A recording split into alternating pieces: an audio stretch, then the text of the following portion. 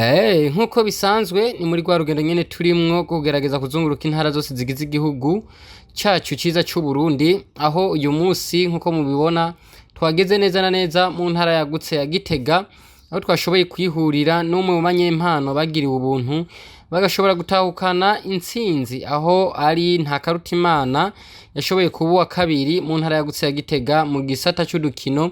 Niwe turi kumwe uyu munsi kugira ngo ashobore kutuyagira mbega agashimwe k'imiliyoni 2 yahawe n'ikihe kintu yoba ariko arakaranguza ko bakariko karamufasha gute mu iterambere na cyane cyane ry'ubuzima bwiwe. Ntakarutimana, karibu kuri Dikobu TV. Murakoze. Ntakarutimana, mu mwaka uheze mu ngano y'inkingi z'imbaraga mwararonse agashimwe mu ntumbero yo kugufasha kwiteza imbere. N'uyuhe mugambi wakoresheje agashimwe wahawe?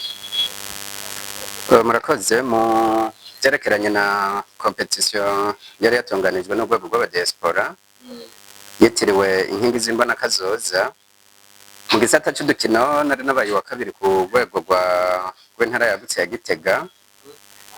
Mu bushimwe natahukanye hari umugambi nakoze werekeranye n'ivy'ubworozi, uwo nawo kubera handi mu gisagara nawo ukoreye ku mutumba w'amavuko uri Nyabihanga ku mutumba Muyebe. Hariho kandi umugambi natanguye utarahera, nashoboye no kwandikisha mu kigo bita BBN, Burundi Business Incubator, mu cyo bise programme Shika 2025, wari uwo guhingura ifarine mu bijumbu. Uwo uracabandanya ariko nturashika ku musozo. Ikindi naco nkiriko ndabandanya ibikorwa by'ubudandaji ari navyo musanze rero ndimwo uno munsi aha mu Nsanza Gitega muri make nivyo. Tugushimire cyane. Ubu umaze kunguka iki uravye aho wari kare naho uri uyu munsi imbere yuko winjira mu higano ry'inkingi z'imbonakazoza?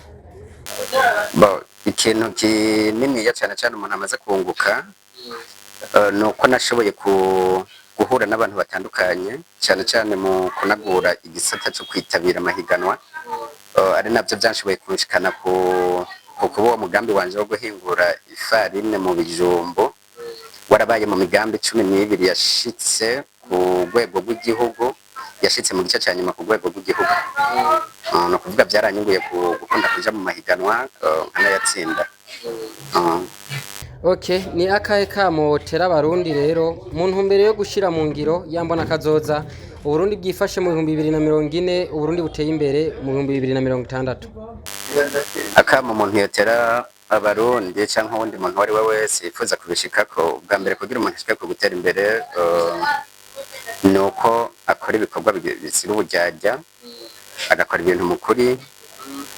Ikindi naco umwanya wo gupfusa ukaba muto. Ikindi naco no kwiga, kuko umuntu mu bisanzwe asanza yiga, bisaba ko umuntu yiga yakiga ibi akiga na biriya, ntatinda akageraho avumbura ubumenyi bushasha kumbura bukamushitsa kuri iryo terambere. Bashimye cyane. Murakoze.